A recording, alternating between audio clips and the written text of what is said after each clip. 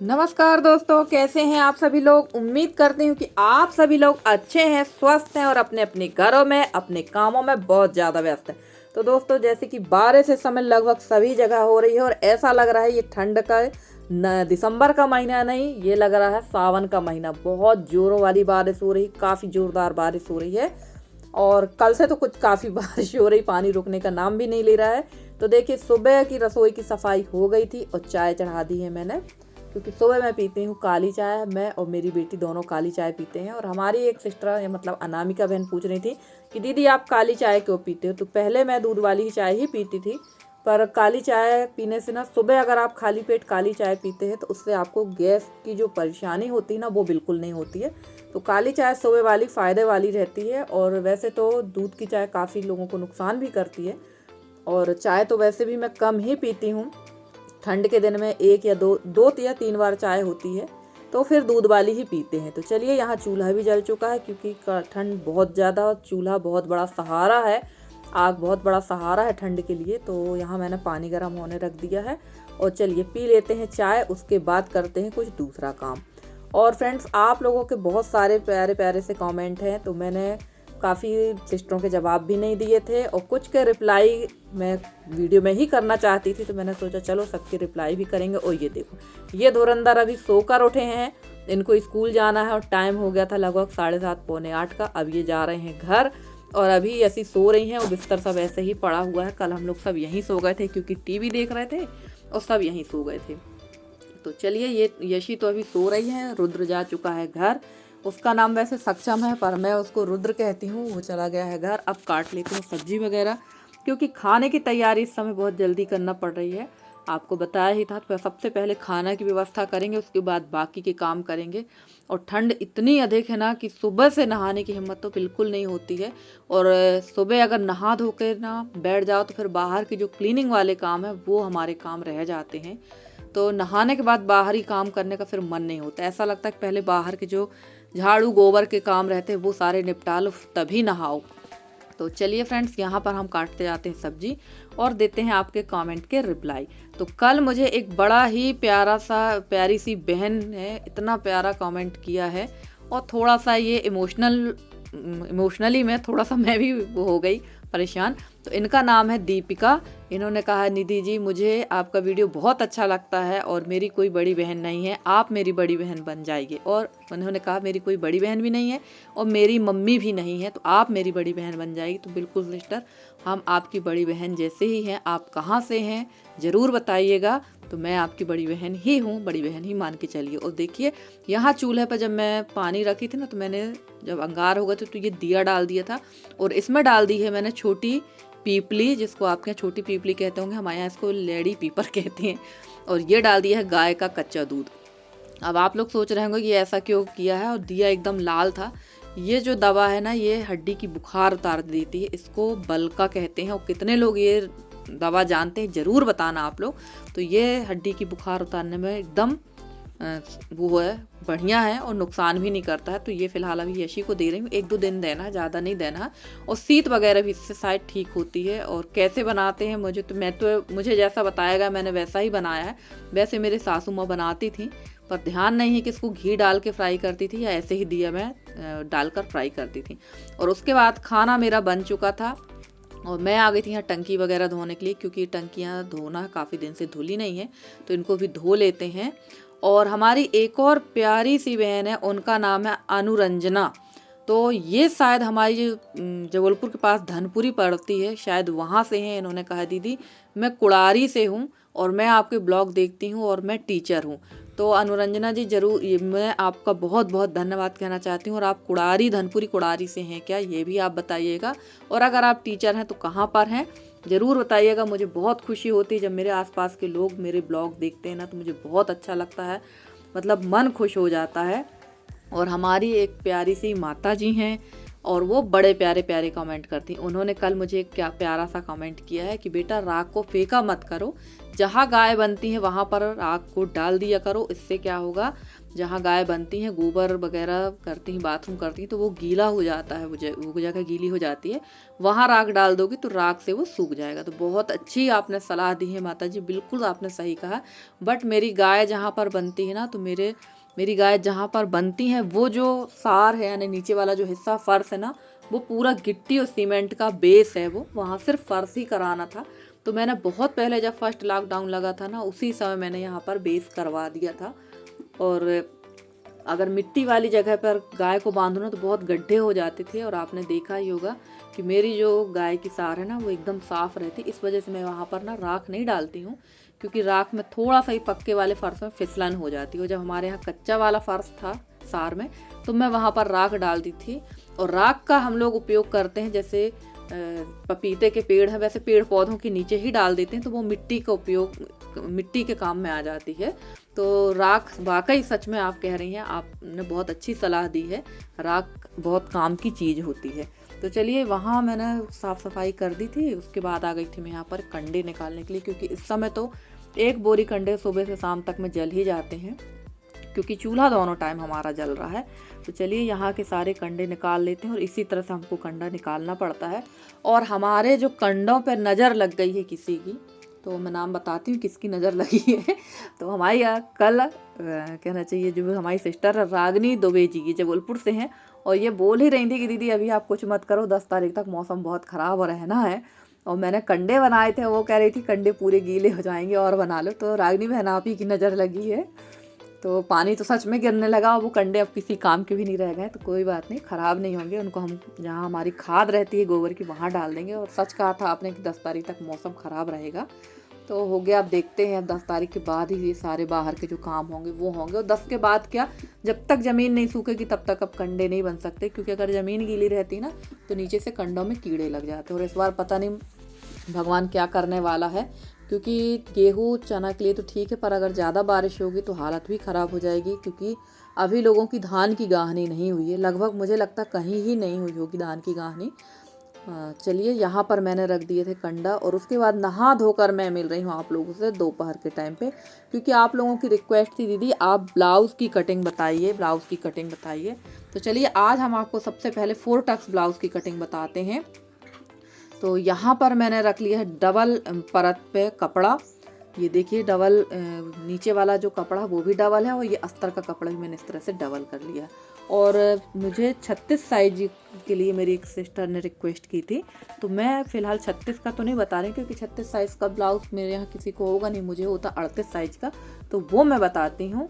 और मैं अपना ब्लाउज़ बनाती हूँ लगभग 15 इंच कटिंग करती हूँ, तो वो 14 इंच बनता है, क्योंकि मेरी हाइट थोड़ा सा ज़्यादा है। तो मैं ब्लाउज़ों की लंबाई काफ़ी रखती हूँ जब से मैंने बनाना शुरू किया है, क्योंकि लंबाई जब ब्लाउज़ की अच्छी रहती है तो ठीक रहता है। तो देखिए, मैंने लंबाई ली है 15 इंच, और ये ले लिया है 6 इंच का शोल्डर, और 6.5 इंच हम ले लेंगे आर्म होल। और गला तो 2.5 इंच पर ही कटता है, तो 6.5 इंच मैंने गला आर्म होल और शोल्डर इसलिए लिया है। और देखिए, यहाँ पर मैंने ले लिया है 12 इंच, और नीचे भी हम 12 इंच ही लेंगे, कोई थोड़ा बहुत भी तिरछा नहीं छोड़ेंगे। और ये देखिए, यहाँ 2 इंच की मैंने ये लगा दिया यहाँ पर टक्स। और उसके बाद में यहाँ पर ये देखिए 2.5 इंच लिया है ये मैंने, और ये 6 इंच ही गला लिया है, 6.5 इंच में आर्म होल, और ये लिया है यहाँ से 12 इंच पे, और 12 इंच यहाँ भी लिया है। और लंबाई देखिए इसकी पूरी 15 इंच ली थी मैंने, और ये 2 इंच यहाँ पर लगाया है मैंने। और चलिए, अब ऊपर की तरफ चलते। तो यहाँ 16.5 इंच लंबाई है, क्योंकि पीछे के पल्ले से आगे का पल्ला हमेशा बड़ा होता है, खासकर 4 टक्स में। और जो बेल्ट वाला ब्लाउज़ होता है ना 4 टक्स, ये प्लेन ब्लाउज़ बता रही हूँ मैं आपको, अभी इसमें बेल्ट हम नहीं निकालेंगे। और गला जो है यहाँ पर मैं अब कटिंग कर रही हूँ गले की, क्योंकि ऊपर का कपड़ा मैंने पहले देख लिया था कि कितना है। तो देखिए, यहाँ पे गला नीचे से मैंने 3 लिया है, और ऐसा राउंड शेप कर दिया है। तो ये देखिए, इस तरह से राउंड कर देंगे। और ये देखिए, यहाँ लिया है मैंने 16.5 इंच, आपको बताया ही था।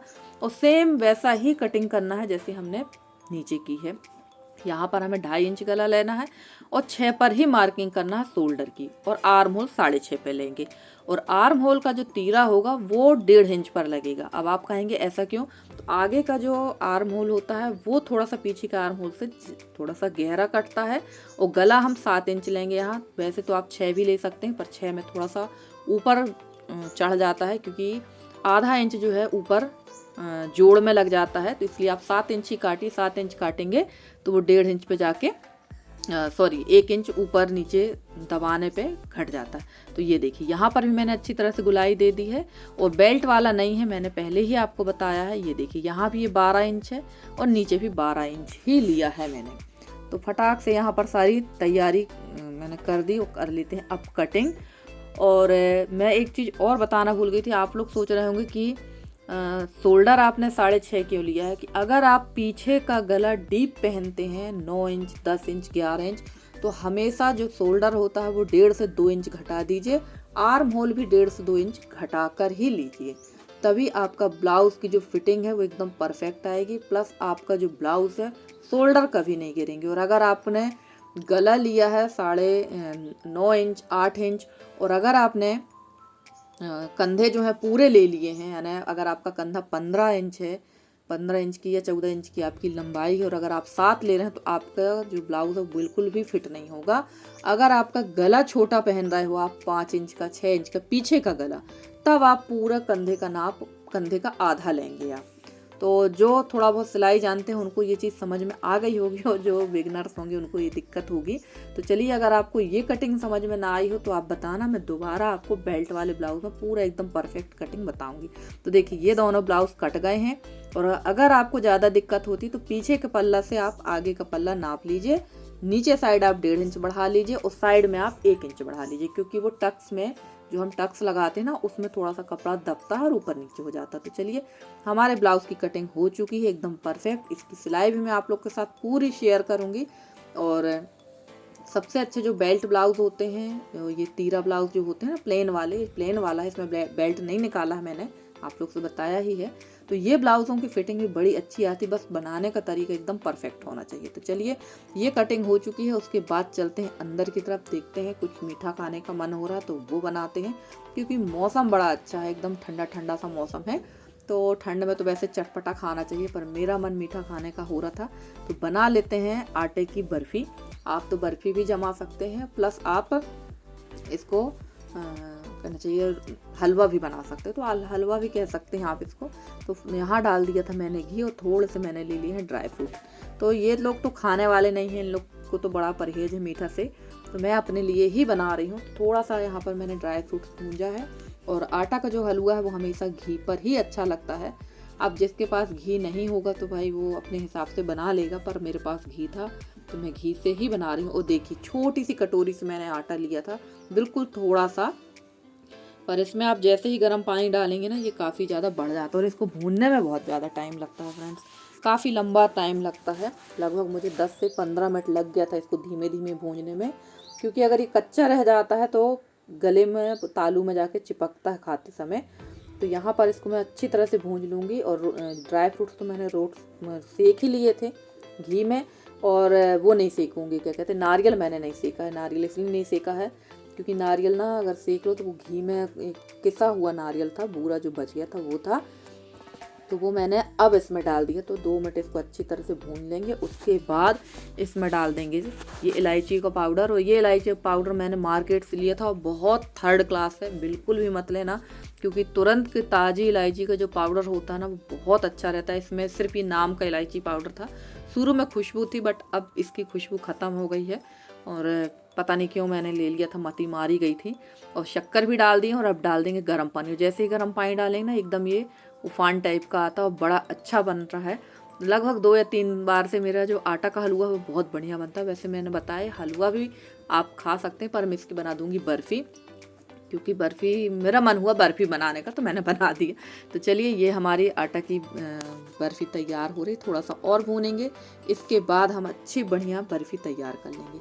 और फ्रेंड्स, आप लोगों को मेरे वीडियो कैसे लगते हैं? अगर आप लोगों को मेरे वीडियो पसंद आते हैं तो प्लीज़ मेरे वीडियो को लाइक करें। चैनल में नए हैं तो चैनल को सब्सक्राइब करें। और जितने भी मेरे नए पुराने सब्सक्राइबर हैं, उन सभी से मैं तहे दिल से का धन्यवाद कहना चाहती हूँ कि आप लोग मुझे इतना सहयोग करते हैं, इतना स्नेह देते हैं, जिसके लिए मैं आपकी बहुत बहुत बहुत आभारी हूँ। और फ्रेंड्स, आप लोग तो सपोर्ट कर रहे हैं, स्नेह भी मुझे बहुत देना। बस आप लोगों से एक शिकायत है कि वीडियो को ना लाइक नहीं करते हैं आप लोग, लाइक करना भूल जाते हैं। जितने मेरे व्यूज़ आते हैं ना उसके हिसाब से लाइक्स बहुत कम होते हैं और बाकी सिस्टरों के जो लाइक होते हैं वो बहुत ज़्यादा होते हैं। तो प्लीज़ लाइक कर दिया करिए, लाइक करने में आप लोग का कुछ भी नहीं जाता है। तो चलिए, यहाँ ही बर्फ़ी बन रही थी और थोड़ी सी रखी हुई थी मेथी भाजी, तो इसके मैं बना लूँगी पकौड़े। इसी में मैंने अदरक, लहसुन और हरी मिर्च कूट के डाल ली थी और बेसन, नमक, बस यही डाला था, क्योंकि मेथी भाजी स्वास्थ्य के लिए बड़ी अच्छी होती है। तो आइए आप लोग भी खाइए हमारे साथ। थोड़े से पकौड़े हैं, पकौड़े इतने ही थे, ज़्यादा नहीं थे, क्योंकि ज़्यादा तब बनाने में अच्छा लगता है जब सब लोग खाते हैं, और इन लोग भी एक दो ही खाएंगे। और हलवा जो है यानी बर्फ़ी जो है वो मैं ही खाऊंगी, थोड़ा बहुत खाऊंगी, बाकी तो इन लोग को छूना नहीं है। अगर खा लिए तो ठीक है, नहीं खाएंगे तो कोई बात नहीं। तो चलिए, आज का ब्लॉग आप लोग को कैसा लगा ज़रूर बताइएगा कमेंट करके। अगर आज का वीडियो अच्छा लगा हो तो प्लीज़ वीडियो को लाइक कर दीजिएगा। चैनल में नए हैं तो चैनल को सब्सक्राइब कर लीजिएगा। और आइए आप लोग भी खाइए आटा की बर्फ़ी और कहना चाहिए मेथी के पकोड़े। तो मेथी के पकोड़े स्वास्थ्य के हिसाब से बहुत बढ़िया, और ठंड में तो मेथी की भाजी वैसे भी बहुत अच्छी लगती है। तो चलिए फ्रेंड्स, आज का आपका हमारा साथ इतना ही है। मिलते हैं अगले वीडियो में, तब तक के लिए दीजिए मुझे इजाज़त। Bye bye and take care.